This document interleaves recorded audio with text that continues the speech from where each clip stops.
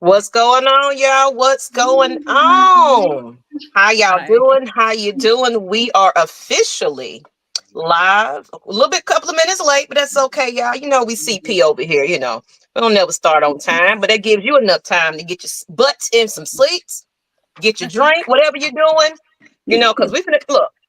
I'm excited to say that this is officially another Winning Falcons Tuesday. Woo!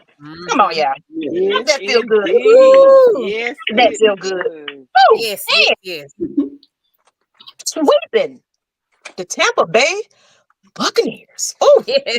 Yes. Anybody have some Sounds cream good. circles this weekend? Did anybody have some cream pops or anything like that? Because that's what their uniforms look like. Some shirts. Yes. I think my Some son-in-law sherbet. got a whole batch delivered to his house. Oh, wow. Some That sherbet. is too funny. But let's go ahead and give a shout out to everybody that's in the chat. We got Smooth C78, Sup to AFN, and nice seeing you again, Mags. Oh yes, oh yes. Anybody that came out to the watch party, we're trying to grow that audience. I know people are traveling on the road, but we're really trying to gather our away game fans that don't really get out and travel, so we can get together and still party, tailgate, and have a good time watching the team. Now, this is on the south side of Atlanta, so some people that are north, I know we're trying to find some central places too, but of course, you can flock on over. We had a great time this time around. Of course, I met Asia the last meet and greet we had. That was fun, her family and everything else. So we want more people to come on out. Now, Mucho, thanks. Appreciate you for coming out for seriously. So we saw quite a few faces up in here. It says, good evening, my sisters of the flock. What's going on, Derek Hughes? How are you doing? And do us a quick favor right about now. Share this out. Share it out Mhm. and subscribe. If Oh, you yeah. haven't already, hit that like button, people. Brian Peoples, what's going on, peeps? What's going on, ladies? Three Dirty, we see you up in here. How you doing, Dirty? B Coleman, I already know you're gonna have some slick stuff to talk about. You're hilarious, dude. Sonia, how long, Miss Sonia? I know you're Hey. not feeling good. No excuse for you today, this week. I Uh, know you're not feeling good. You're supposed to be at the watch party, and you're supposed to be on this channel, but we're gonna talk about that behind the scenes, though. You gotta open it right here, lady, because you are very knowledgeable. What's going on, Dwayne C? We fight, no cap. We walk in your trap, take over your trap. Man, I Yep. wish I can cue that speech oh, up, man. that was Oh, a good yeah. video, Yes. Kurt. Yeah. You did good Man, with that that. man is feeling it though, for real. We fight, we scrap Kirk's pregame speech. I'm telling Oh, you. I love And it. what's going on, Big Mail too? Hey, lady, let's talk some Falcons Yeah. football. While everybody else started getting notice that we are officially live, let's go ahead and introduce who we are. All right, right next to me is my Oh, fingers going the everybody. right way. Yeah, you got, yeah, Good. I was just, Uh, hi, I everybody. fixed it this time, y'all. Hi, It's Asia. Asia. Let's let everybody know who you're on. Hey, How it's you me, feeling? it's Asia from the A. It's nice to see all of you guys tonight. All right, Miss Asia, and right underneath her, who we got? It's Christy from South Mississippi. Hey, Uh, hey everyone. Rise up to all Falcons fans. Miss Christie. So, what's the talk of the town right about now? Down these Falcons are, is there any Falcons fans out there, or anybody I excited I about our bird? actually I actually only met one through one of our lives on AFN. Mr. Jerry is right here in Hattiesburg, and there's a group. ooh. They travel over to the games and they travel back the same day. So Hmm. Wow. there's a lot. Oh, okay. Actually, Kadera Hodge grew up about less than an hour from here and Oh, about 30 minutes from where I grew up. So Okay. uh, seems like we always have somebody from Mississippi represented on the Falcons team. Like Represented. Edo Smith was the last prior to him. They served at the same time. So as Cornell Armstrong, I think he was he got traded to the Raiders. He's from actually, he grew up like 10, 15 minutes from me. And so South Mississippi is well represented through the Okay, Falcons. so you We got the have a Falcons few. flags out there. You know, you put them on your Oh cars. man, How they you still represent? mine. They actually they still mine. I'm sitting in the middle of Cow Pies, Saints, and we actually are about an hour 15 minutes north of New Orleans. So Wow. I'm sitting in the middle And of that's why I asked Saints. that question. What's the talk of the town? Who's the teams right now in Mississippi? Right now, it's still the Steelers. The Steelers. The Yeah, Steelers. they're the Mississippi Steelers. Oh has yeah. a big Steelers following. The Cow Pies are quiet, extremely quiet. They usually quite loud. The Saints are also quiet. My neighbors are all quiet, but my stuff gets stolen. My Oh, stuff gets stolen, so I had to have cameras. But all my flags I put out, they get stolen. My little Lord. emblem on my truck got ripped off. So Oh, Really? oh Oh, man, you in hey, enemy territory, it sounds like. man, wee. look, and I go to New Orleans at least once or twice a month to see family and to hang out, and I go everywhere with my Falcons gear on. I go with it on, but it's quiet. It's extremely quiet everywhere I go. So Okay. that's it. It's been interesting because they're not even saying 28-3. That's how quiet they are. I know. I've been waiting. Have you noticed that? Like we can't. Like if somebody was saying that he need to go get some therapy and stuff because he's feeling it. So yeah, they ain't got Right. quite too much to say right about now. No, You know, they are extremely quiet. they fighting for the bottom right now. So what's up, Falcon Nations? Did you say He said, Fail. "Oh my." you're stopping by to support? Okay, Roadmaster. Okay. You know what? All right, I'm a Roadmaster. thank you for watching. Hey, a watch is a view is a win for us. So look, we'll take it. We'll take Right. it. Coleman, back to you. How Kirk, he's saying what he is saying, and it comes off genuinely is pretty cool. Oh, I love it. You know, you could tell that this man is hype. And we're going to get into some highlights about that in a moment. But happy Taco Tuesday. And what's going on, Matt Mike? Hello, ladies. Oh, yeah. Taco Tuesday, a winning Tuesday for the AFN Dirty Atlanta Ladybirds. This is, you know, we always love a victory Tuesday here. Where you hiding? Eagles fan here ready to invade this. Okay, Eagles? What's going on? Eagles. Who invited this person? Who? I did. Oh. All right. Fighting words there. Fighting words. Well, how you doing, though? Thank you for tuning in. We love all the opposing fans. Come on in here and, you know, look, represent, love yourself. And we would love to have some of you guys on the show, even because we already just talked about it. We're thinking about doing something at the end of the season. We'll keep y'all posted on that. But it's going to give a lot of people the opportunity to, you know, just talk about their season and etc. All right. And going, like I said, Mucho, appreciate you coming out to the watch party. It was great seeing you. Yes. He was, you know, getting off for work and everything else. We enjoyed it, even though we're trying to grow that a little bit more. But look, we had us a good time. So thank you. We broke the Saints. That's why. Okay. That's true. It said ATL Leo said, hi, ladies. F them ain'ts and everything. Louisiana. Ooh, that, you know, you always got something colorful to say. Lord. Not hearing the peep Lord, out of have them. mercy. It said, I'm expecting y'all to beat them ain'ts. Okay, Eagles don't have anything to talk about against us. Eagles, public number, enemy number 2, low key. Okay. So, you know, we got the shout outs there, but we got a couple of people. Well, one more lady that joined the panel, but let's go with who's right underneath Christy since it kind of changed around a little bit. Hi, I'm Auntie Pam. And I'd like to say special shout out to the Atlanta Falcons for having the Falcon Fan Fest on Sunday in Columbus, Georgia, my hometown. They had a widescreen TV. You could bring your lawn chair out, had food truck. A bunch of us season ticket holder and other fans just sat there and watched the Falcons beat them Tampa Bay. That was a great game. So that was a great way to spend a Sunday. So that's my special shout out. But hello, everybody in the chat. And I'm just on a winning Falcon game. That's I could say. That's it. Yeah.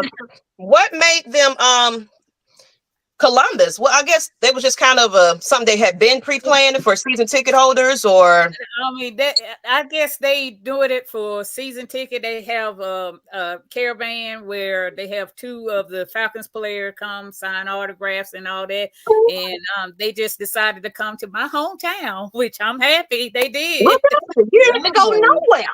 Yeah, and I said, well, I couldn't go to the Rise Up tour, bus for the Tampa Bay because I was trying to save it for the Vegas and the Minnesota trip. So, so that was even better.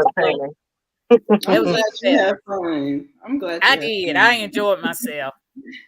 Yeah, I saw a couple of familiar faces. I saw Joe, Ellen, and quite a few people that was out there having it. Freddie, all of them out there. Oh yeah.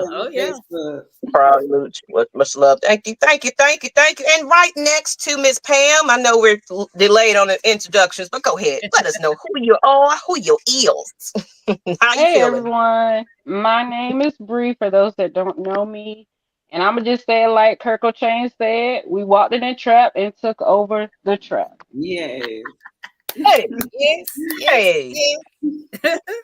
Okay, that means look, playing point in the period. How folks be saying it, whatever they be saying nowadays. I'm trying to keep up and stay with the trends of stuff. But you already know what's up. But y'all, thank you. Y'all in here talking. What y'all got going? A rivalry? Not better than us. You guys.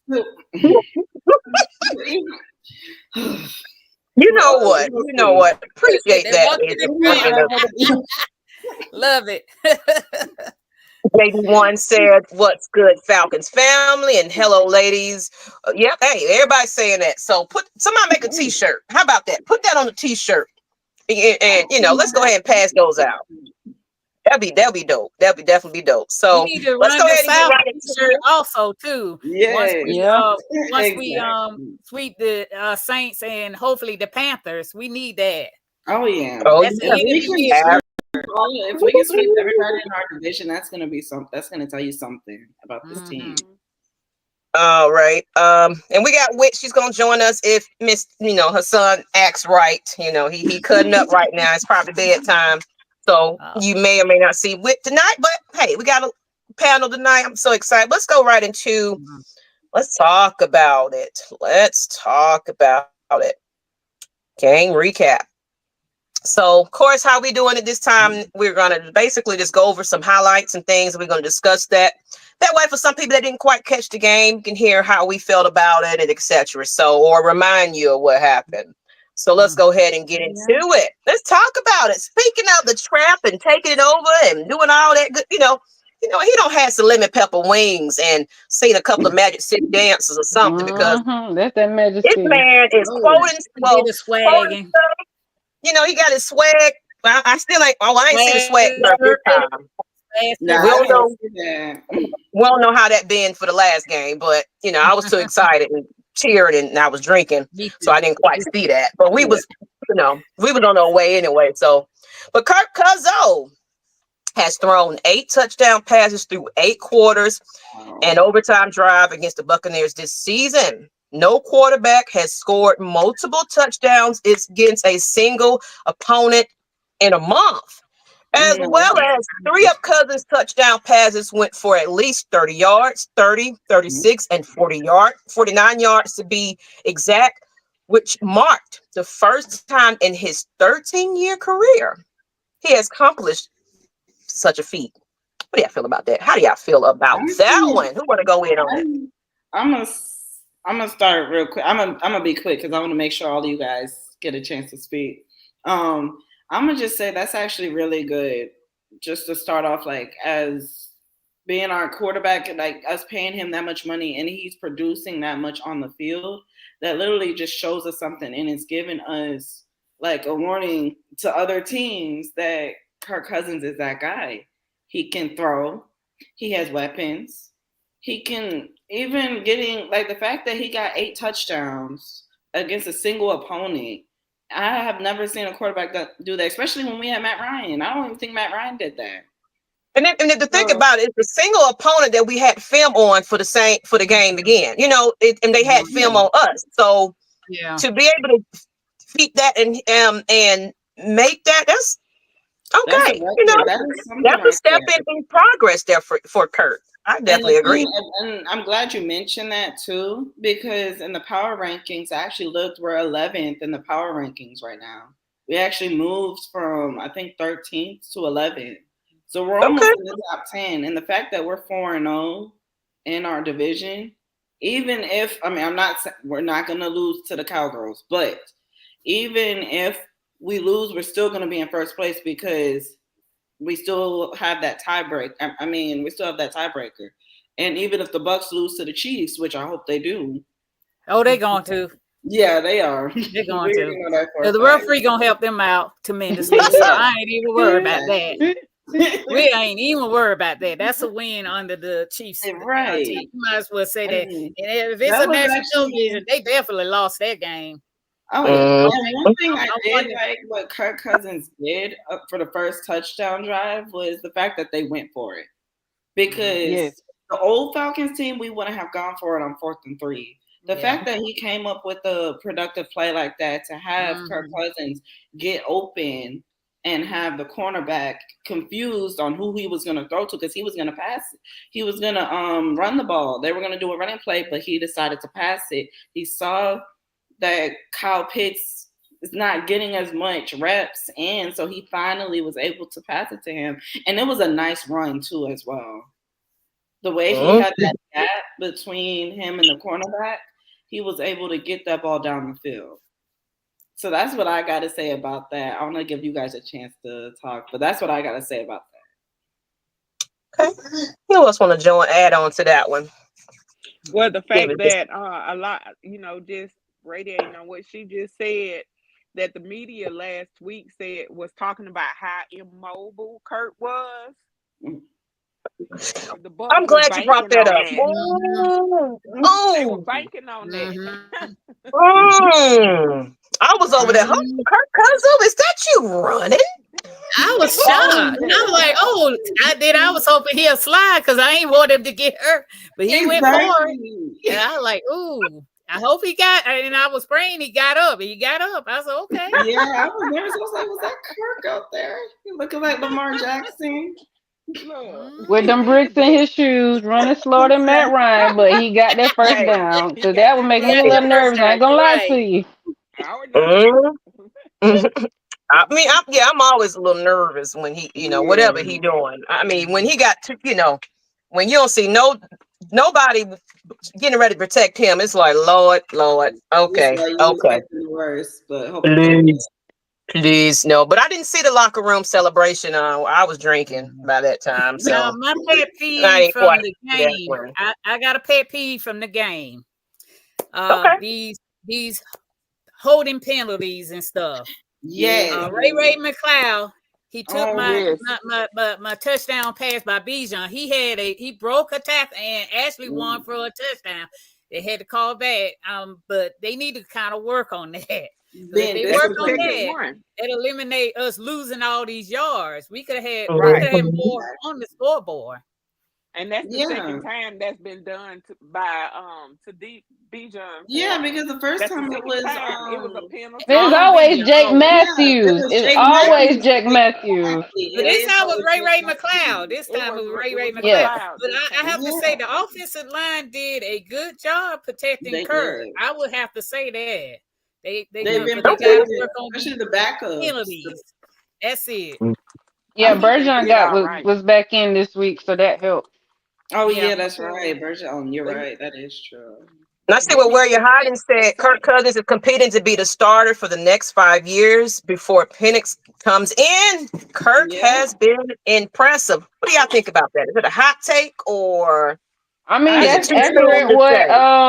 That's accurate. What what's his name? Terry said that he was going to be a backup for that X amount of years. So I mean, it's proof in the pudding at the time. So Yeah. Yes. And we got Miss Witt. I hope you're ready to join us right now. You know, I agree with Brian People. Hinton done a wonderful job. So that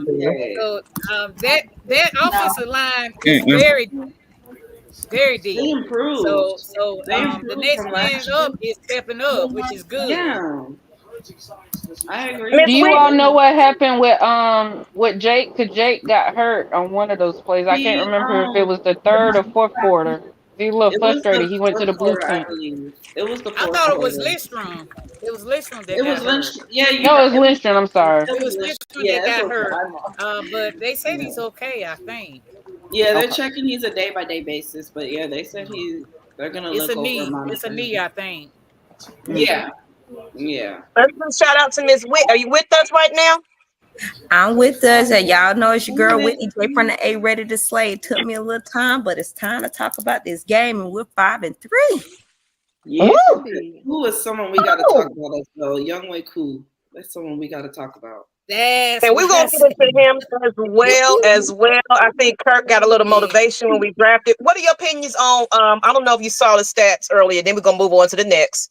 But I'll bring it back up. Just Kirk Cousins, you know, doing his thing against the same opponent in a month, they say. Amazing. I mean, sometimes you just gotta throw the hammer down when it's time to play the South. I mean, I'm excited to see that Kirk is actually comfortable. You could tell that he ran. We actually seen some wheels. Yeah, we were talking about that. Yeah, it was some training wheels, but it was still some wheels. I was happy to see that this weekend. And it was just like how he's spreading the ball around. The last game, he got 2 to Mooney. This game, he got 2 to Pitts. Even though Pitts, I had the flashback of Ritter, but it went away very quickly once they determined that was a touchdown. That play, Lord have mercy. I was about to have it out for number 8. He was about to get the talents, but it was a touchdown. So, okay. That's Picking up Carol Pitts, let's go into the next one then. Y'all notice that they benched him for the first, in the next few series because of that. Y'all know because they talked to him about that because people were being skeptical, thinking that that wasn't a touchdown, and they were zooming in, showing the ball was slowly coming out of his hand before he hit the goal line. And when I saw that, I was like, please tell me that was a touchdown because that was a dumb mistake. He shouldn't have done that. Not even a rookie. Too excited. But they didn't have enough evidence to overrule it. That's what it was. But I'm confused on that because I was having a conversation with a friend when they were saying that they didn't have enough evidence, but I thought they had pylon cameras. So why you can't review the pylon cameras? They didn't have it on. They didn't have it on. But why? When it goes to the goal line, that's when they have it on. They were far away. He ran a long way. They didn't have it on. But you never know what a team is going to do in the aspect of a play they're going to run. So the cameras need to be running at all times, especially when you don't know. This would change the outcome of a game. Selective cameras. How about that? But let's get into this highlight right here, ladies. Let's talk about, since Miss Witt brought it up, Kyle Pitts. You know, something had his first 2 touchdown game this Sunday, scoring twice in the first half. He now has 9 total touchdowns in his career, and 3 this season matches his career high, which he set in 2023. Now, anybody that checked his commentary after that, even though he was happy about getting those 2 touchdowns, he still had to reflect on the overall, record of himself, where I don't think he is too enthusiastic about that, where he feels he can do more. What do y'all think about that?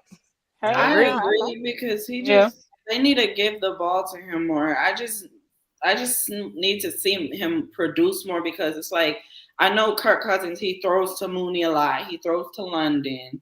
He throws to who else? Bijan. Algier. I just want to see more from Pitts because I get tired of hearing in the media, and I know you guys do too. I get tired of in the media. They're saying, "Oh, we need to get rid of Pitts. Pitts, we need to trade him in the draft for a second-round pick because we're not giving him enough receiving yards." And I agree with how he's feeling. He wants to play more. He wants to give us more yardage, and he wants to build his career stats. So that's what I think. But I think that's all related to, I disagree because that's all related to him with the view sight of him being a running back or a wide receiver. He is a tight end. He's a tight end. What people are not seeing is his number of tackles that go along with that. Now, if he's open and he's the only one open, then that's the receiving side.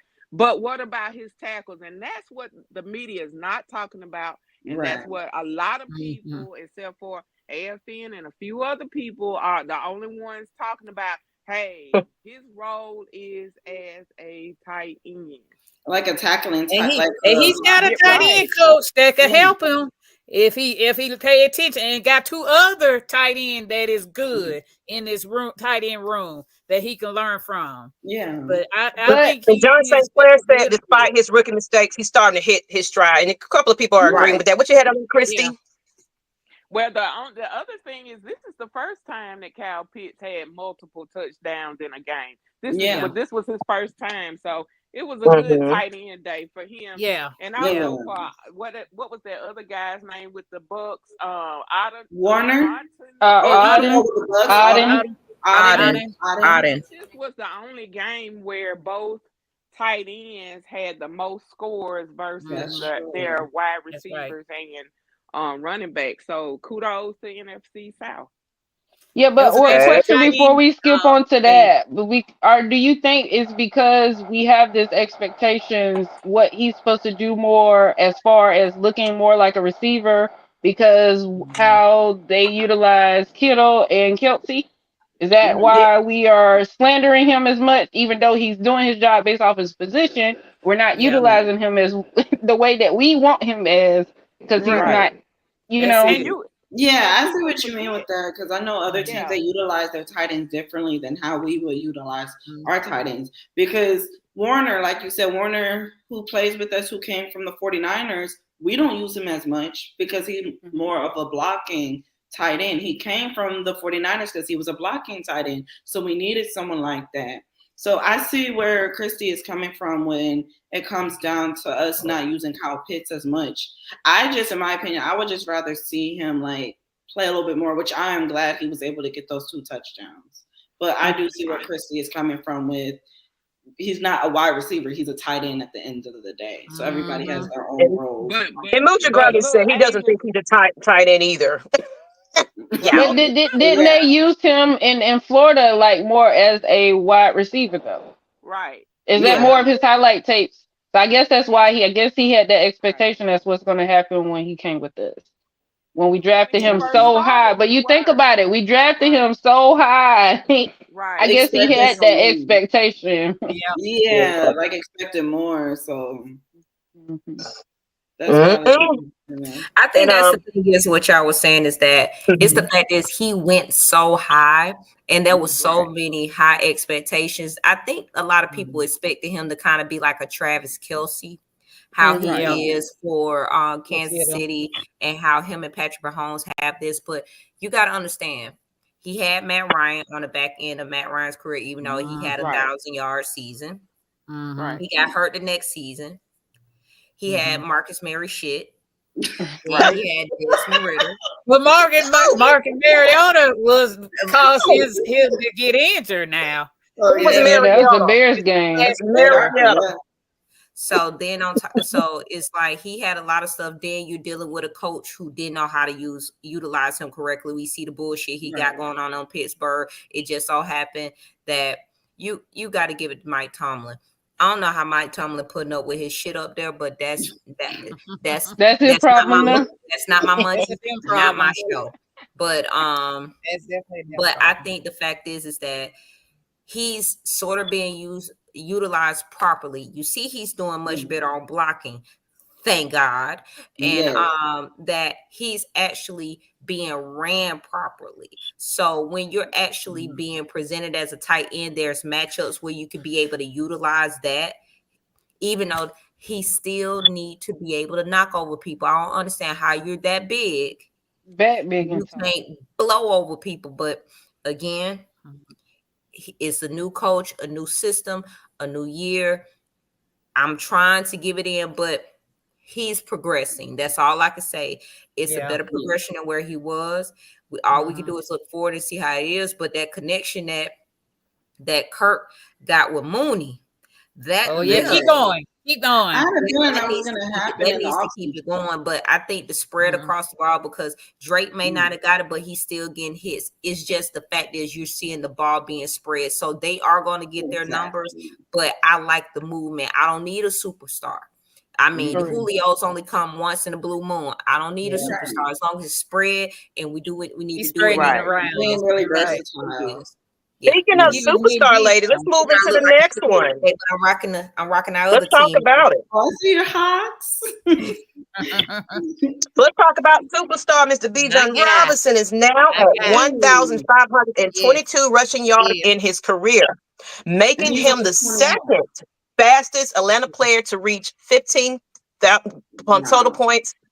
Robinson is at 25 games overall, but William Andrews was the first official. So of the Falcons. What do y'all think about that?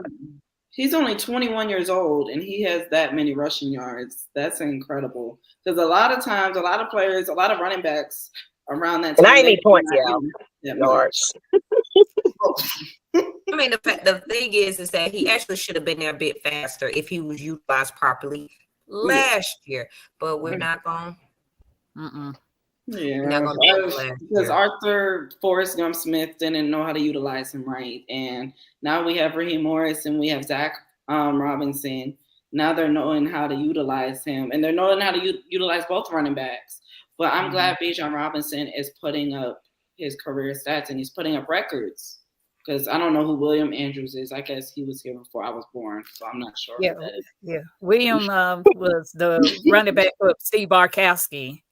And Lynn Kane. So that was back in the 76, I could say. I probably was 8 or 9 years old. But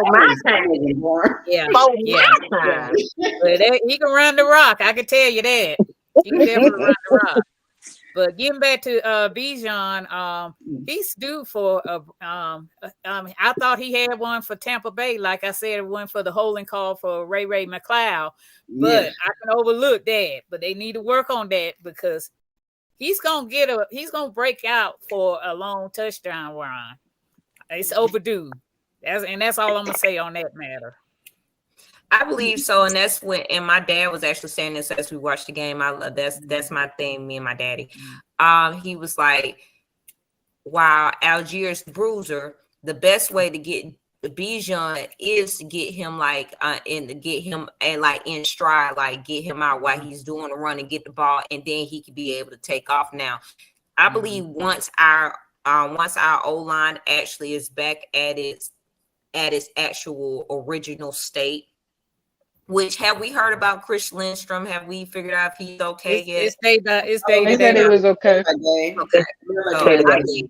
And what about Dahlman? Dahlman be a while. IR. But news. I could give our backup center. I give him some pretty good. He's the backup offense are actually doing good. I mean, they are deep. They are deep in that area. Yeah, but I would say I believe they're giving them the holes to run it. It's just that it's just something about that original line that's just beautiful. Something needs to change. But I like that. I love that it's next man up. That our O-line is still pretty solid. They had some issues, but it's still pretty solid even with the backups. Yeah. It's just making sure the consistency stays, being able to make sure they get those holes, making sure that they punch through. But I do love where Zach Robinson is going. He's starting to notice that if the run game ain't working, switch to this. If this ain't working, switch to that. He's learning on the job now. Now, Lake, different story. But I'm proud of where Zach is going. Zach is going in the correct direction. Exactly. I like what Jerome said. Bijan. Go ahead, Pam. I'm gonna say J-Ron after you make your point. Chris Hitton has stepped in. I think he came in when Lidstrom got hurt. He has done a good job. So that's why I said this offensive line is very deep. And it's a deep for a reason. And shout out to Ledford, the lineman coordinator. He doing a good job with these guys. So that's all I got to say on the offensive line. And then Jerome said Bijan Robinson is edge run Jones reincarnated. Run, catch, block, a player you build around in life. Yes, Miss Asia said he's young. He's young. One thing I did notice too, I don't know if you guys noticed this, but have y'all noticed there has been games where we have had more passing yards than rushing yards, and then there's games where we have more rushing yards than passing yards. Yeah. Like this game, y'all noticed we've had more passing yards. We've been passing the ball. Yeah, it alternates every week. It alternates based on what the offense. Based on the defense. The defense is based on it. I'm not surprised because we had all the passing yards we had against the Bucs the first game. I was not surprised off that. And Bijan got his food, but you got to remember he got those on throws. It wasn't him just running straight out the back of rushing yards. It was literally a catch and run. Exactly. Yes. And they were prepared for him. You got to realize that each game that he's running up through the middle and not so much to the outside, that same play, they're prepared. They're prepared to stop him because they know if there's any chance that he could get through, he's out. He's gone. Yep, to the left. Going to the left. And Chase Cravey said, hey, Pam, we got great depth. Our O-line, New Zealand, is just getting better. You never know what we're going to get. Facts. Kirko really comfortable in the pocket. But let's go ahead and move on to the next. And Miss Bree, I know you got an early start tomorrow. Are you hanging with us a little bit longer, or are you getting ready to get your I'll hang for about 15 more minutes. Okay, gotcha. Wanted to check in with you, but let's go ahead and get right into the next one. We're gonna move this along. So we don't talk about Bijan. We don't talk about Cal Pitts. How Can I say about? one thing real quick? Go ahead. I know nobody probably did not want to touch on this. I know we talked about this behind the scenes. The Commanders. What did y'all think about the Hail Mary? I don't know if you guys go ahead and bring that up. I didn't get it because I was watching the game and I thought, and like I said, I'm a Falcons fan, but I thought the Bears were going to win that game. Why did I see, what's his name? Tyreek Stevenson and the crowd mocking the fans, taunting them just to tip the ball, just for Noah Brown to catch it. His head was not in the game at that time. He wasn't even paying attention when that play went on. That play started. That game had me in tears at the end. Like I was laughing so hard, but I was like in tears because I don't know being a Commanders fan. I'm sorry. I have to mention that. I know you're a Eagles fan, but still. I just had to mention that. But that Hail Mary, Jaden Daniels, I have to give it to him for Rookie of the Year for quarterback. I have to give it to him. I hate we played them away this season. That's the second to last game. I really wanted that to be a whole game. In a hot mess of the state. I don't like going up there at that time. I've never been to their stadium. How is their stadium? I've never been. The field is awful. It's awful. And if it's cold, it's gonna be even worse. Are you going to that? No. Okay. You're a little warm nature. I didn't think you would. So if it's an indoor, I'm there. I'm going to the Minnesota one. That's indoors. Now let's talk about a couple more highlights. So I just wanted to bring that up, but that was it for that. Okay. Let's talk about it. Mr. Hodge came up with another clutch special teams play.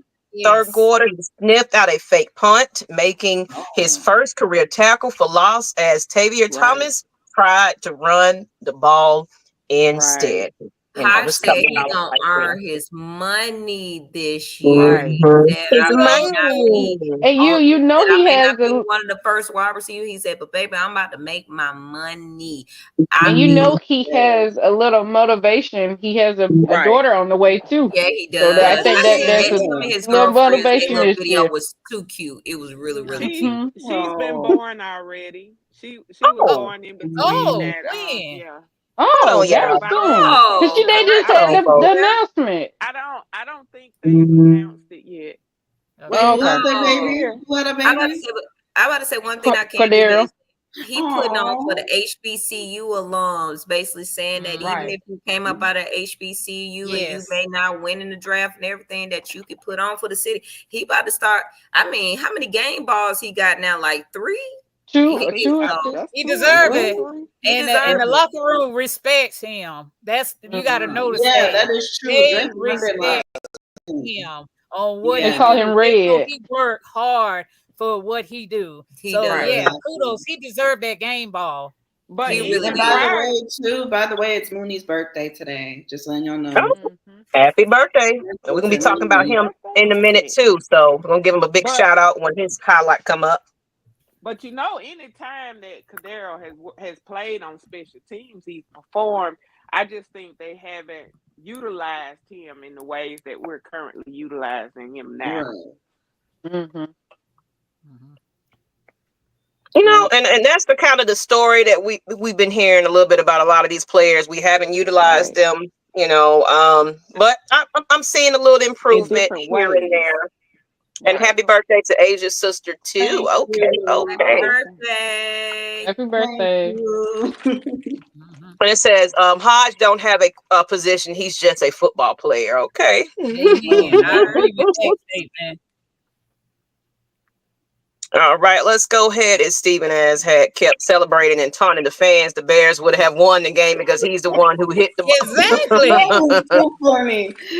Karma comes back quick. You saw our Atlanta player knocked their Tampa Bay player out of end zone. And they ran into the ball. Other than that, if they hadn't have done their job, it would have been a different story. That's true. But I believe how it went in that they wouldn't have had no chance of getting that anyway because it ran out of space. He pretty much ran out of space. That's what I'm saying. They knocked him out of bounds, so he had no chance. It just the fact is that like I would think that either for you to catch it or if the ball hits you to knock that bitch to the ground. But again, not my monkey, not my show. So whatever got going on there, as long as that no type of shit don't happen, knock on wood, when we go up there. That's all I care about. Okay. And then speaking of, we talked about Mooney earlier. Hey, he tied his single season high in receiving touchdowns with 4, which matches his total from 2020 and 2021 season. He scored a 30-yard reception in the second quarter this Sunday. Hey, Mooney, what's going on? Shout out to you. It shows when you actually utilize right. And I know more going down that probably was a little ankle biter because again, we don't know how the depth was originally set up, especially having Moore coming out, or if Mooney was always going to be in front of Moore and Ray. But however it worked, thank the football guys because that boy has been balling. I know those Bears fans miss him. So, oh yeah, you picked for the Bears, right? He's like Bates. Huh? Go ahead. Oh no, I interrupted you. What were you saying? When y'all get a chance, look at the Atlanta Falcons put out a video about Mooney and Dre. So when y'all get a chance, look at that. I saw that. That's an insight of them two relationship and what respect they have between each other. So when you get a chance to take a look at that, I have to watch it.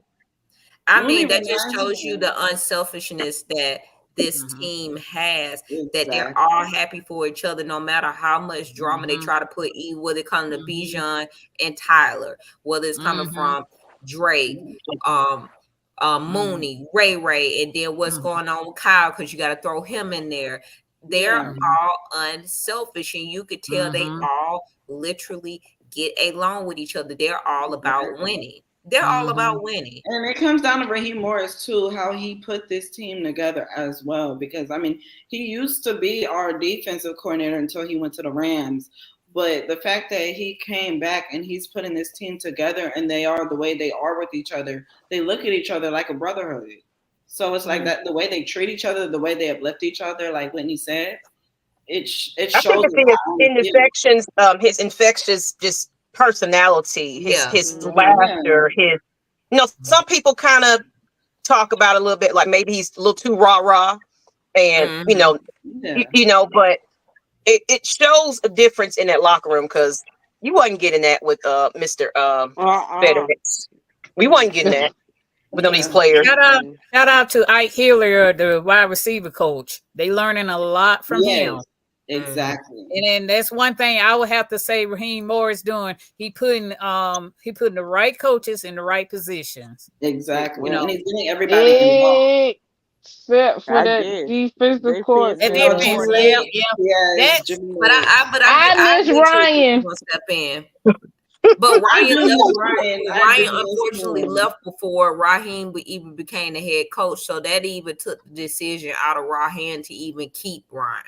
It's unfortunate, but Ryan pulled the plug before Rock could even say, well, you can stay or go. But one thing I can say for keeping last year is that goddamn Marquise Williams, the special teams, while they've had some issues, the special teams has been balling now. I will say this.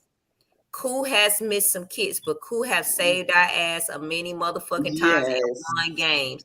There's not going to be a perfect kicker. Now, I am upset that he missed that short kick. I am upset that his kicks got blocked and different stuff like that. However, he's won our games. So please give him some reprieve to that fact. I just need him to figure out whatever juju or whatever the fuck going on with your leg. Figure that shit the fuck out, because there's only so much I'm gonna have. I got one thing to say about the late defense. That's not his defense, y'all. I'm gonna tell y'all that. So I'm hoping it's not his defense. It's really not. So I'm hoping it'll get his defense pretty soon, but that's not his. What did y'all think about the turnovers too? Jesse Bates. What did y'all think? Oh, Jesse, that nigga. Oh, Jesse. That's that guy. But Jesse is that nigga. Yeah. Stand out, Jesse Bates, standard performer, Jesse Bates, a forced fumble on the first drive of the game and a big-time interception in the third quarter. Bates was an impact player for the Falcons from start to finish. I'm glad you brought that in, Miss Asia. You know, y'all just be on cue with it. That little punch. When I saw the ball come out and they did the replay, I saw that little punch. I'm like, he is known for these little punches. Like, he knows how to do it. The way the design was set up as well, too. It was like the angle and the slow motion. I just saw him tackle the dude, and all I saw was his fist go in and punch the ball. I know. I saw that jump back. He's not for the peanut punch. That's it. He does that a lot. If you ever watch like Jesse Bates tackle a lot, he tries to punch out the ball damn near all the time. He did it last year too. Yeah. And then he got an interception him and Terrell. AJ. Y'all can forget about AJ. Terrell is too. Oh yeah. I guess AJ heard us dogging our ass and said, y'all about to understand why I earn my goddamn money. AJ said, I got something to say. I'm gonna stop talking about me. He's trying to prove himself because he blown coverages and he is tiny. Terrell is not that big. He's only 5'11". No, because if you saw that highlight slow motion people been posting of how DJ just grabbed him and just kept him still, like he walked into the end zone when he got they got that touchdown. It was horrible. But y'all never watched that video? Big. No, I don't think so. Big. Oh, don't worry. I posted in the group. It was a bad replay of how he just got picked up and drugged him. Literally picked him up by the shirt and just walked him. But you remember Julio used to do that to him bunch of corners. So they just big. But like I said, the last couple of shows we did when we talked about AJ is a traditional corner. He's not that explosive, that excitement that everybody like to see and stuff like that. However, I mean, a lot of quarterbacks don't like to throw his way. It just so happened when they do throw his way, sometimes he'll have them good ones, he'll have them good tackles. Exactly. But when he get burnt, it just is ugly when he get burnt. But I'm sorry, D. Coleman. I didn't know you're only 5'11". He's not that big. I mean, 5'11". I don't know. I don't know. I'm short, so I don't know.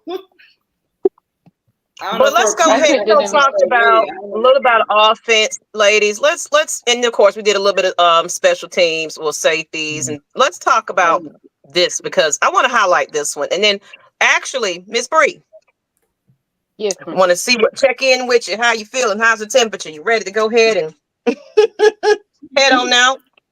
Yeah, I'm gonna head on out because y'all about to talk about the defense. So yeah. They raised my blood pressure, had twitching my eyes, so I don't need that happening again. So yeah, about time that bow out for the night. Okay. All right, Ms. Bree, want your last minute thoughts or anything like that to close it out? Pass rush. That's my thought. Pass rush. What's a pass rush for the Falcons? That's all I'm gonna say. And what's a sack? That's another thing. Gotta pray on that, y'all. Yeah, yes, absolutely. Because we played Dallas, and then you know them ain'ts like to cheat and how they were playing dirty Sunday. That got me worried. Oh, they always dirty. They always. But I like that offensive line did a gator roll on that man. Oh, that was cool. He protected his quarterback. You don't hit the quarterback that low. And I'm surprised the referee didn't throw a flag on the defensive player. They ended up throwing the flag on him. The offensive player. The refs this year have been questionable. Yeah. Which is crazy. They've been extremely questionable. That's why I don't know at this point. I don't know who I want to win versus the Chiefs and the Bucks because I just need Chiefs. Chiefs gonna win. I told you that. The referee.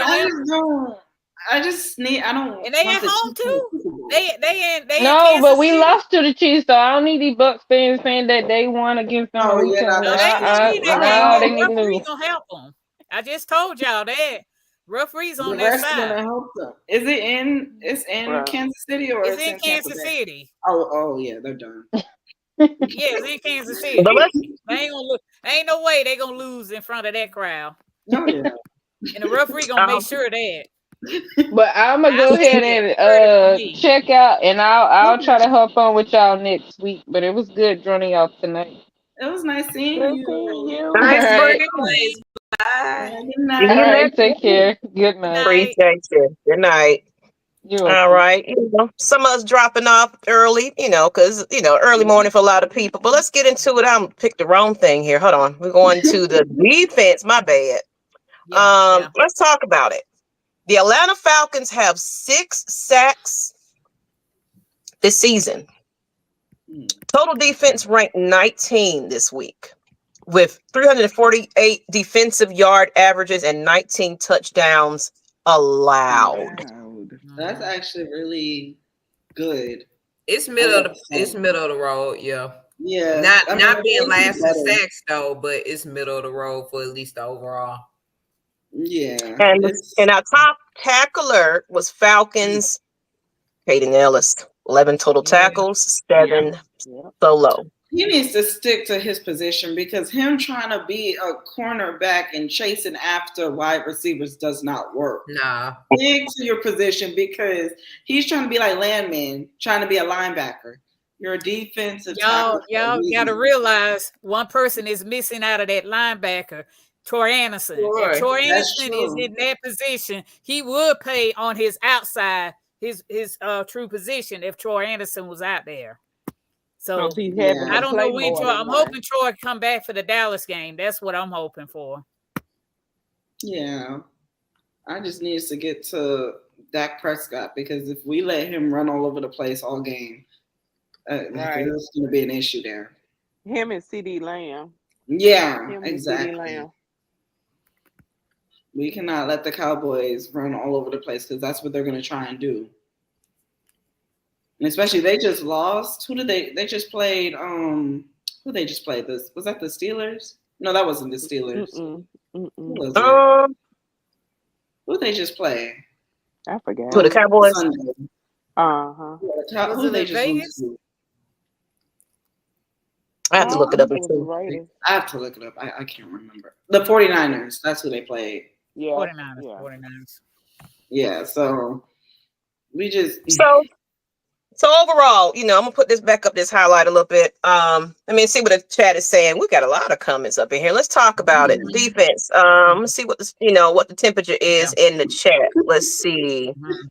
And I know that a lot of people think that that's average and it's okay, but that game was a heart attack from beginning to end, and usually in the second quarter we hold up a little bit better. But if the Bucs had 2 more minutes, they would have scored.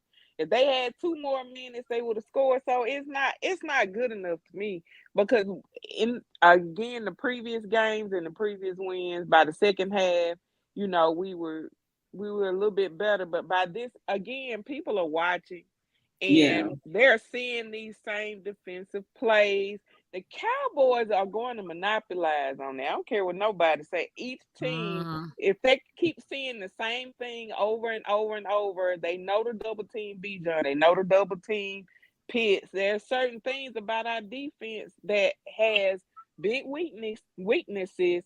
That's how the Seahawks won. They were never supposed to win that game. You don't think the Cowboys would do the same thing? Exactly. If we don't pressure and we're playing soft zone coverage, how zone coverage hurting us? How in the world are we? We got to stop with these gap plays. We give these players too much space and outside the pocket. I agree with that. For the quarterback to give them the ball. Exactly. You know what? And what D. Wayne said. Speaking of defense, an article stated that Mayfield wasn't hit the entire game. He wasn't at all. I'm not surprised. I'm not surprised, because where's Grady Jarrett? Where's Onyemata? He's being doubled. Yeah, being doubled. He's being doubled. And I keep looking at the size of our D line compared to these O lines. We actually fairly undersized. But the fact is the pressures are there. It's just the fact is that we're not built for mobile quarterbacks. We're really not. We're not built for mobile quarterbacks. And they need to figure out what they need to do about the scheme, because I feel like missing maybe 1 or 2 pieces, because everybody keeps saying, if we would have grabbed this person and grabbed that person, that don't necessarily mean anything if they're not in the right system, if you're not implementing the right system in order to hone in on it. Because I'm just somebody then from the trade before the trade deadline. And we lost Rook in that game. I don't know how he's going. And then, like I said, Troy Anderson, I'm hoping Troy Anderson will play. That's your missing. And I'm going to update on that later this week from what I've heard. Huh?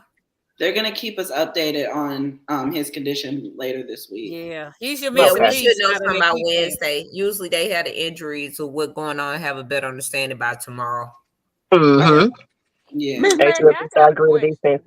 Sure. I got a question, and I want to ask the chat and the people on this panel. Why the last several weeks, if you go on the Atlanta Falcons page, go to team, and then go to the hour report, why is Grady and them on our rest at least 1 day a week? Why they on rest?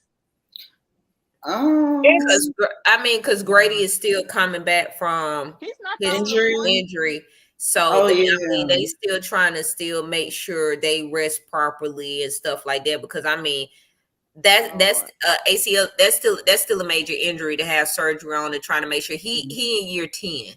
They was doing that rotating players, resting last season too. They I did notice that they were taking players in and out. They were like switching around. It's been every week the same players. McGarry, it's like 6 of them, all on defense, all on rest. The same folks every week. It's probably for a reason because this defense, look.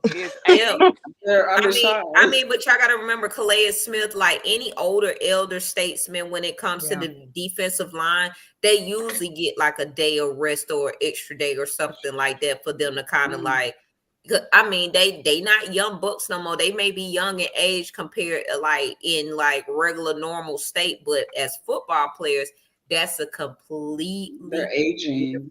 And McGarry has a heart condition, y'all. That's another reason. He has a heart condition. Oh, he does?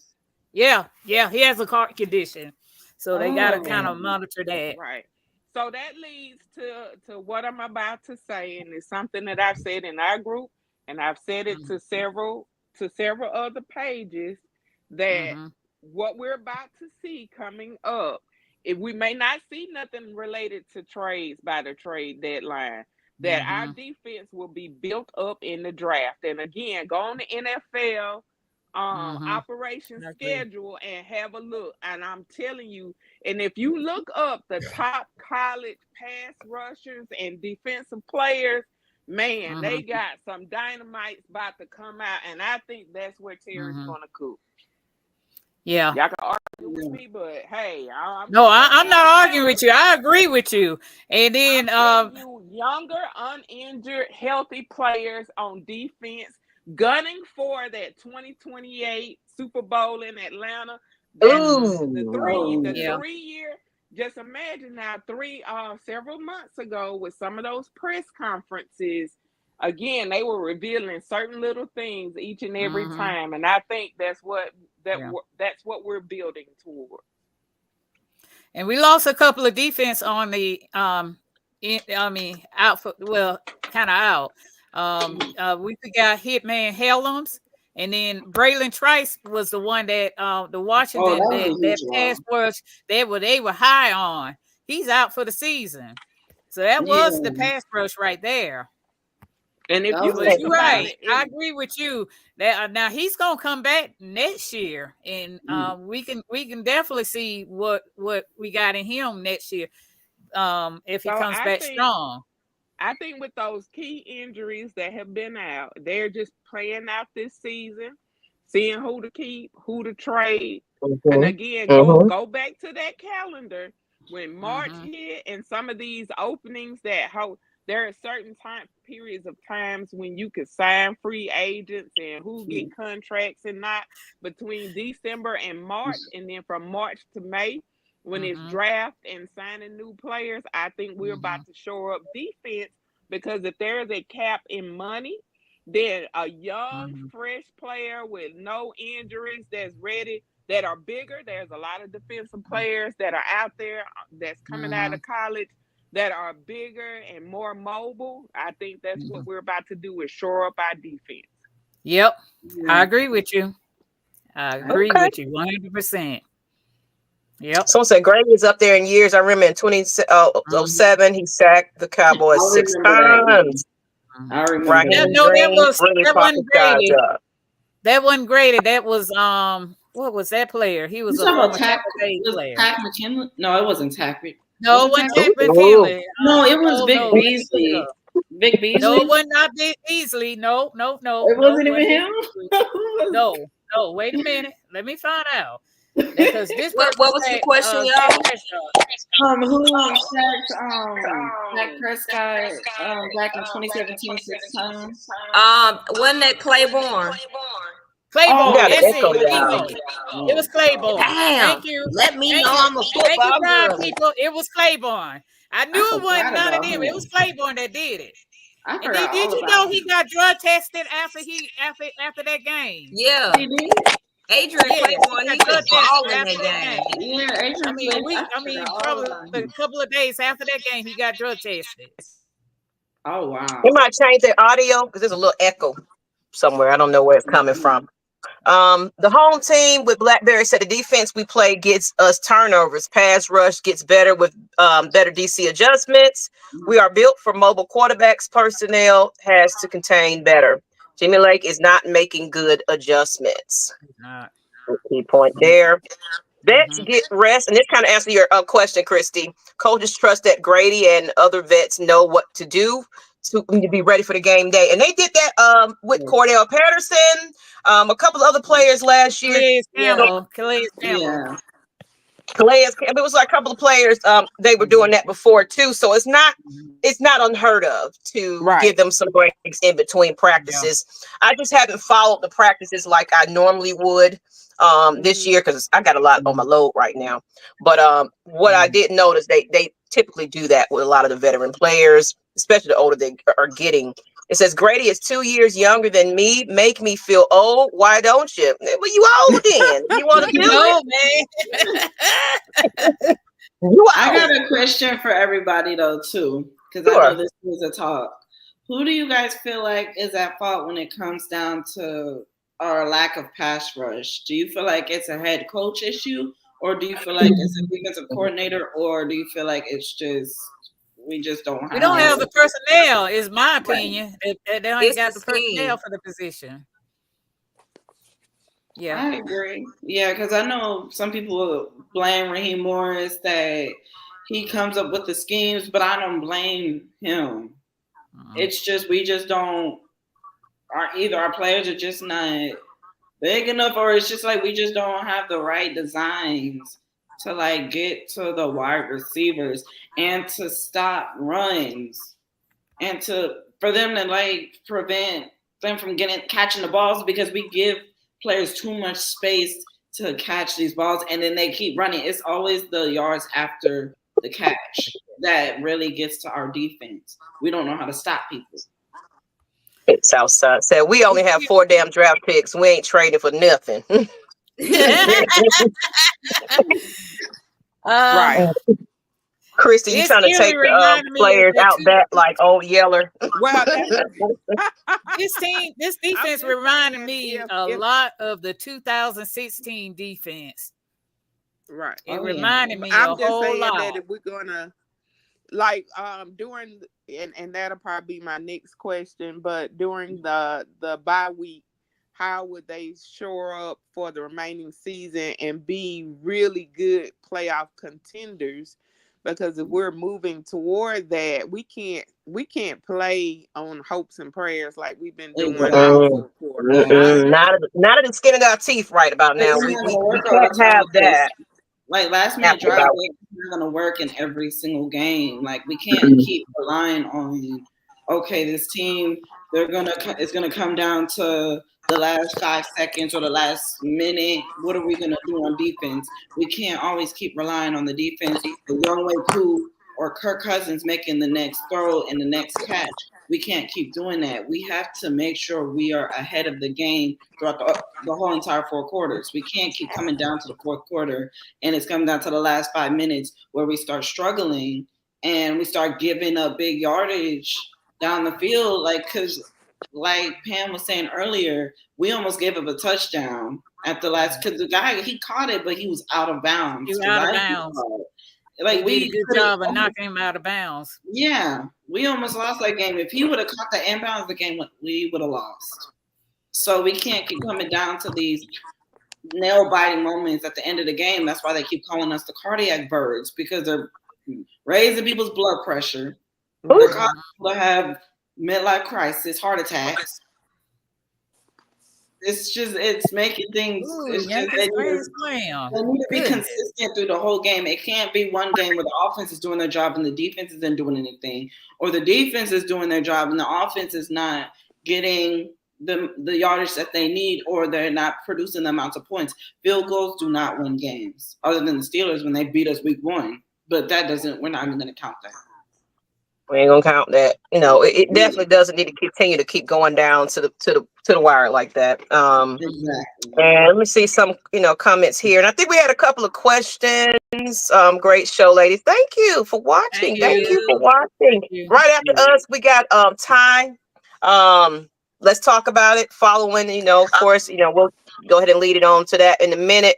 But I got a couple of questions that some people said.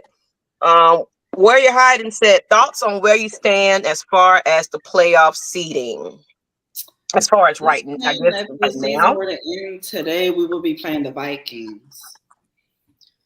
What I think, because we played the Vikings already this year, I would expect. You can go. No, go ahead. I was just saying, as far as right now, like if the playoffs were to start, we would be playing the Vikings. I would expect just the same thing, but just on defense, they need to switch up the designs because we cannot keep letting our opponents get wide open in spaces like all the way down the field when they're when backed up at their own 20-yard line, and all of a sudden a few plays later they're already in our territory. We can't do that, especially with Sam Darnold. I mean, the Vikings, they're okay, but in my opinion right now, where they're standing where we're standing, we got to get our defense in check. I'm fine with what our offense is doing. Our offense is producing, but our defense needs to answer. There have been games where the defense they showed up. We've gotten turnovers, but it needs to be consistent. It can't be this game coming down to the last minute where we stopped them by a last-minute interception or a last-minute sack or a hit out of bounds. It can't keep coming down to that because that's how we get destroyed, and that's how teams will overcome and beat us. And Pam, what you had to follow up on that with? We do face Washington, do face Minnesota. The key thing, we need to win our conference game. I mean, we shouldn't have never lost Seattle. We should have won that game. That was a conference game. Right. Yeah. So he needed to get these guys head in the game. He already got them on running the South. But we need to win our conference game.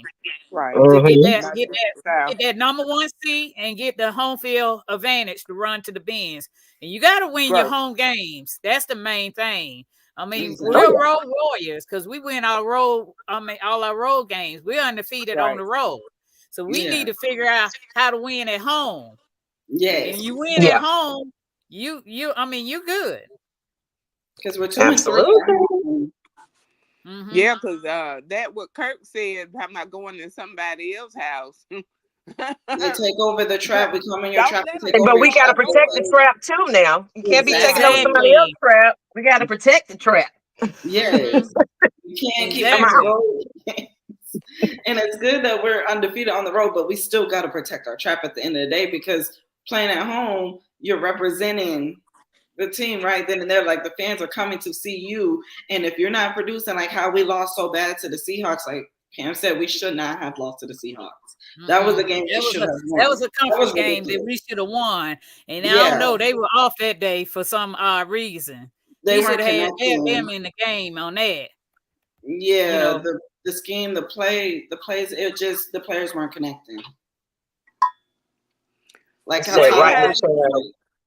when the South is now seating on a low bar. You need to win that conference. Exactly. You need to win your conference game, and you need to win all your home games. Stop playing around. I mean, because it will set us up for a better situation when it comes to the bye. Hopefully by then some players that have been hurt are itching to come back, so the resting and sitting them down, after that bye, wherever we are sitting, if we're still sitting pretty high, the expectation has to increase. We got to do better. We definitely going in because, like you said, like what Blackberry said is like the defense, they just need it just better, so maybe not bring in a couple of more players, but just adjust that defense a little bit better.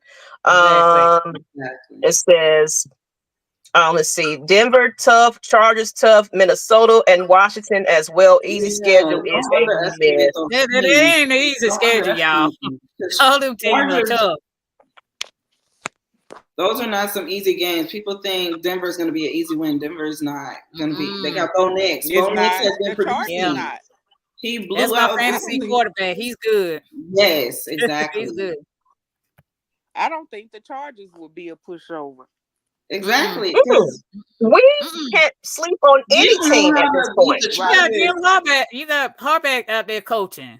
And what do you think he's doing to them guys? He having them playing. Right.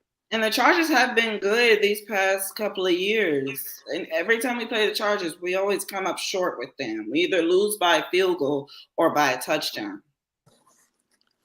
from what I've seen. So, and now that they got a new head coach, that's going to be a challenge for us. How are we don't think the Raiders is a pushover team. They're gonna be tough too. Mm-mm. That's a national televised game. Oh yeah, they're gonna be tough. This is a tough schedule coming up. And it's a Monday night. That's a Monday night.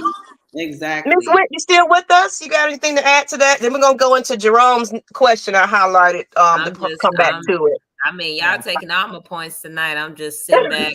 I'm just some just came across my feed. They was like the Giants got the most sacks in the NFL, and they're currently sitting. Wow. They're currently sitting at 2 and 5. They said, "Do with that what you will."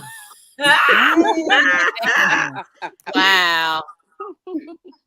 Well, let's get to Jerome's question here. Do we resign Domin or go with Hay?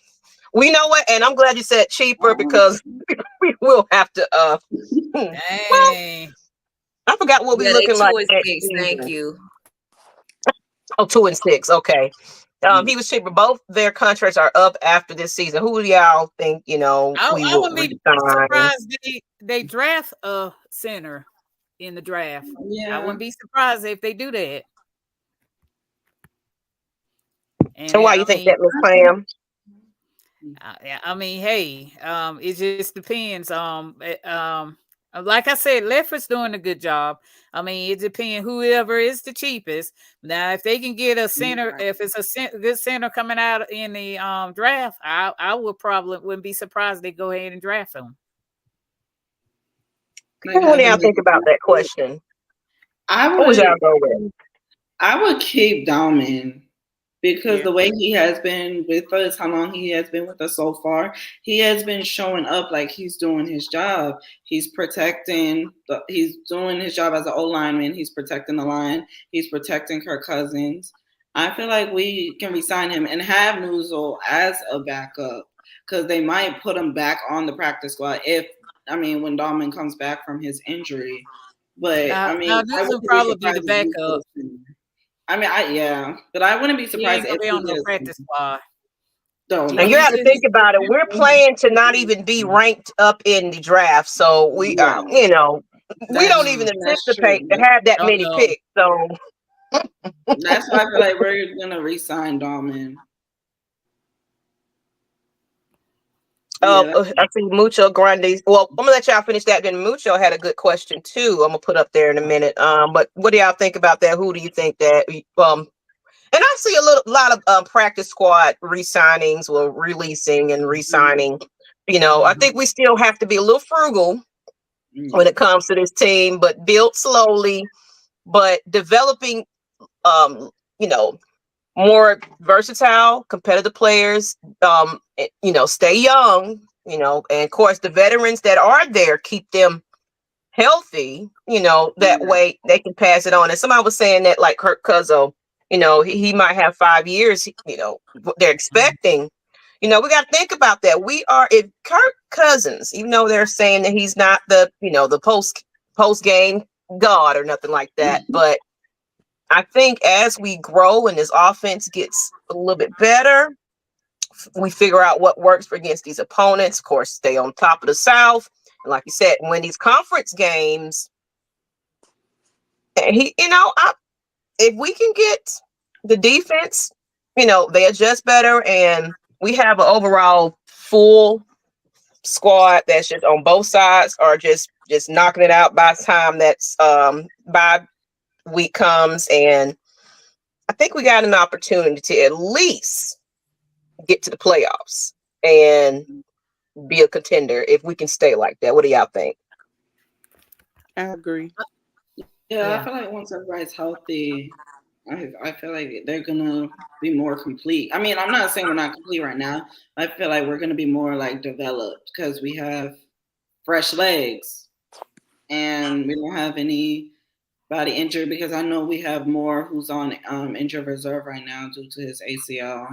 But I do feel like as of right now, as of week 9, I feel like we're playoff. We're showing that we're playoff ready, but I feel like there's still some things we need to work on as far as things we need to work on a little bit. But I'm starting to see it just a little bit.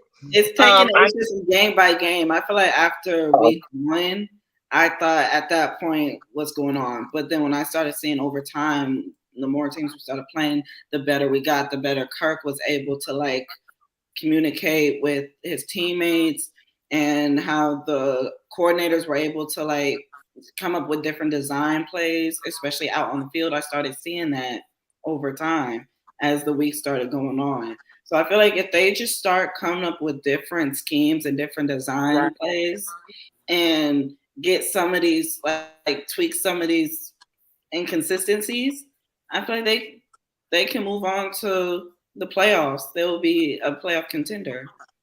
We just got to hold off on those penalties, like you said. We really got to cut down the penalties. The penalties, yes, they got to be more disciplined, because these holdings will. Getting back to the offensive line, they got death piece on the center. So I mean that offensive line, they did a good job dealing that depth. So I don't think the offensive line you should even worry about. Far as that, I think they need, like Chrissy said, they're gonna focus on that defense in the draft. Well, I wouldn't be surprised with offensive line if it, what was it? Kirk got sacked twice. Yeah, that's still a problem for me. That's still. I think he only got sacked once. He only got sacked once in his last game. The cleanest. That's what Raheem said, that Kirk was actually clean. He was clean, and he actually found player. He went all the way to the third progression. So in that game, he was well protected. I say with Bijan, he was down to 4 or 5 progression. So I mean, he's getting time. And I mean, if you look at that running play, you'll actually see that the line is actually giving him time to be able to go get his progressions and move. So the offensive line, I really ain't got no concerns with now. I'm a knock on wood. We don't need no more injuries though. But it's definitely the defense. I think the scheme needs to be changed up to fit with the personnel. Maybe Jimmy will get out his ass, or Raheem the Dream will say, look, you turn into a motherfucking nightmare with my boys not being able to get to these quarterbacks. We might need to switch something up. But I just still hang on the fact is that this is still a new regime. This is year 1. You know what? And I'm glad you said that, because this is kind of expected. I didn't think that we were going to come out here and just be everything is just, clicking right then. I said it was going to take a few games for us to figure each other out with these rookies. We didn't know what to expect with some of these people coming back from injuries. High expectations for certain players. Working with what we can work with as far as our cap situation and what we could get in free agency, etc. We pretty much had technically the same team, give and take, and we kind of brought some back on practice squad and everything else. My expectation was just, let's please. All I care about is at least getting over 7 games this year, and winning this out, because last year it should have been ours. I'm still bitter about that. I'm still bitter about that. But but I feel that we're still in win now mode, but who's in the background? There still is. It's Marvin Christie. Oh, but I didn't realize that, everybody just be dropping off. I get she dropped off. I didn't realize we was a 4th square. I just didn't say that. And said, look, Chris, good news. Chris Lindstrom is healthy. That's good. And good to go. That's good. That's good. I was concerned. Speaking of that, gotta stay healthy, and that's the main thing right there. Just we gotta stay healthy as much as possible, because I just comparing that very first game of the season when we did have an equal playing field on both sides of the ball. We were looking good, and I felt like that was our preview to what is to expect when everybody is on here is on point. So good news. I'm not thinking about playoffs right now. Hey, you have to though. You have to. That's the end goal. Now, Super Bowl, that might be far-fetched. But no, we're sick of, you know, not making on it home field advantage right now. Be the number 1 seed. That's the goal right now. They need That's all the these goal. You want to. You don't want wild card. You want to be in there guaranteed. Right. Home field advantage. You want that. So no, we're going to continue. You know, be the number 1 seed. The South is terrible, y'all. It's terrible. So it's out for the South has been iffy for the past, I'd say 2-3 years now. Like the teams, Panthers. I'm just gonna say the Panthers have been terrible these past 3 or 4 years. They have not been the same team. I don't even think they've hit first place since 2015. And I didn't notice the coverage on AJ's interception. Oh yeah. And then she said, Xavier Linton said, "You hit the nail on the head, ladies. That's also why I believe we haven't seen the whole playbook on." And I'm glad you brought that up. I did say that it's like open up the playbook a little bit more once we, you know, get into like, man, if we can get a hyped up. I got a lot of expectation for this team in the future. And I'm seeing little bit by little bit, but yeah, open up that playbook just a little bit more where we're not predictable. You know, they got film on us, but they don't know which way we coming because we got versatile players and we're developing them more, put them in make sure we get them in their right positions though. We still got to work on that. The Falcons have only won the division 4 times this century this far. That's crazy. The last time I think we were 5-3 was back in 2018. That was the last time we were 5-3. So it's been 6 years. All right, ladies. Well, we get ready to wrap this on up. I just wanted to highlight some of the top 3 rushers. Of course, well, I forgot. I missed the one. I took off the Buccaneers. I mean, I didn't care about their stats. So, excuse me, it should have been 2.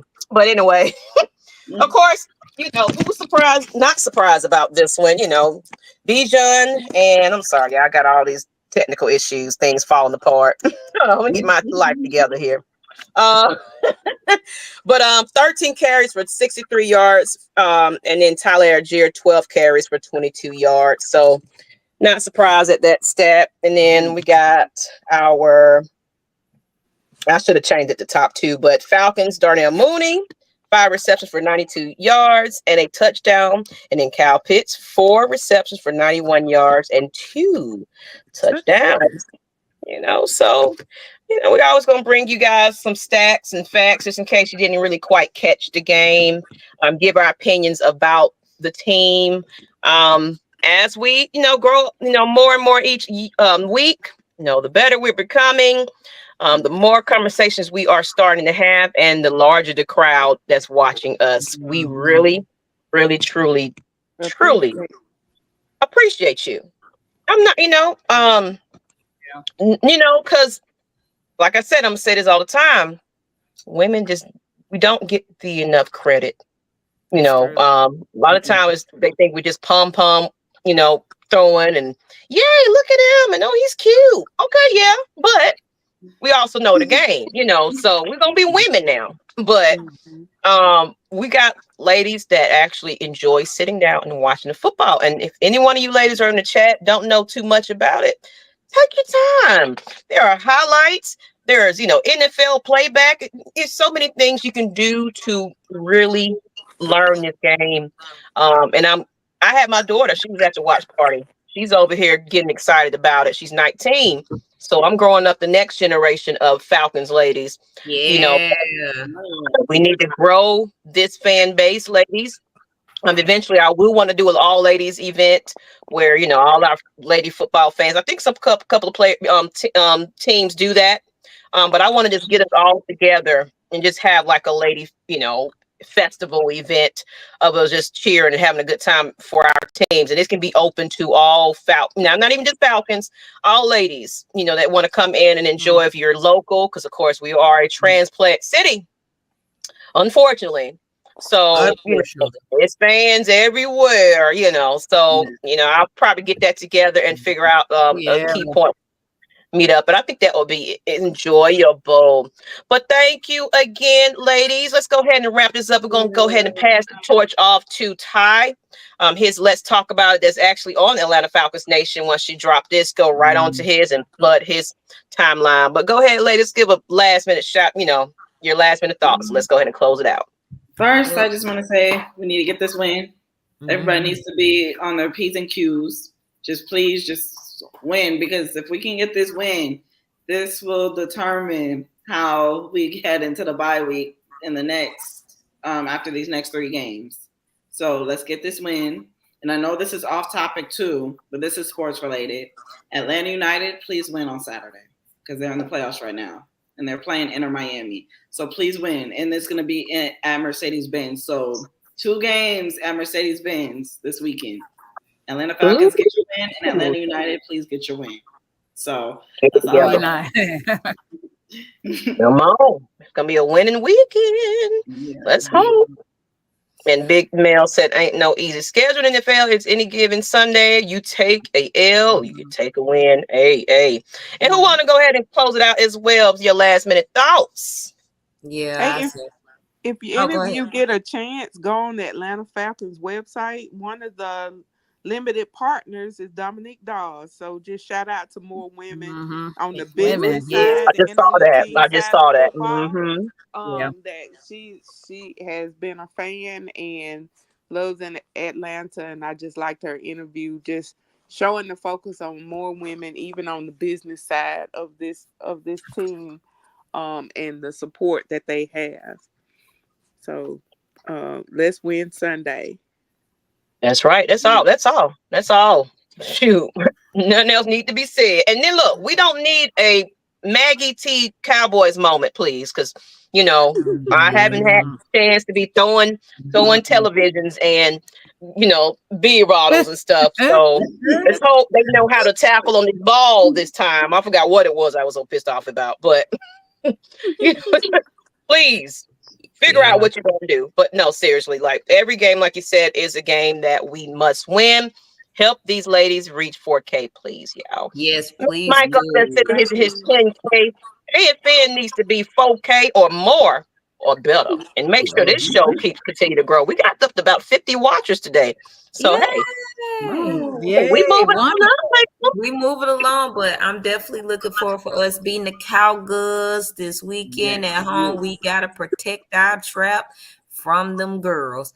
But if y'all didn't know, there is a collab between Outkast and the Falcons. They have limited edition wear that is coming out tomorrow. They're already showing the boxes. Those sweatshirts look fire. So get to AtlantaFalcons.com. Go ahead and try to get it in because I already know them things about to be flying. Oh yeah, I was lucky enough to get the Hawks one with the logo. But man, that thing was sold out. That Falcons one is fire. They Big T just showed his on X. But definitely, everybody, make sure y'all go vote. This is the last few days of early voting. Voting about time we drop our show. It's gonna be election night next week. So go ahead and get y'all votes out. But I ain't got too much of ruffling my feathers, other than the fact is that even when we make a mistake and we get away with shit, please stop announcing what Kyle did, if it was a fumble or not. We barely get rid of goddamn plays when it comes to the goddamn refs. Can we overlook some things sometime when they're going out in the face? Overlooked at times. People don't look a gift horse in the mouth and decide to take the shit out of it. We got a touchdown. I don't need y'all saying, well, that was. That was a nice run, too. No, it wasn't. It wasn't. It was a touchdown.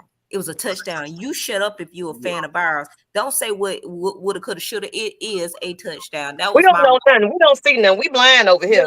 No, we blind.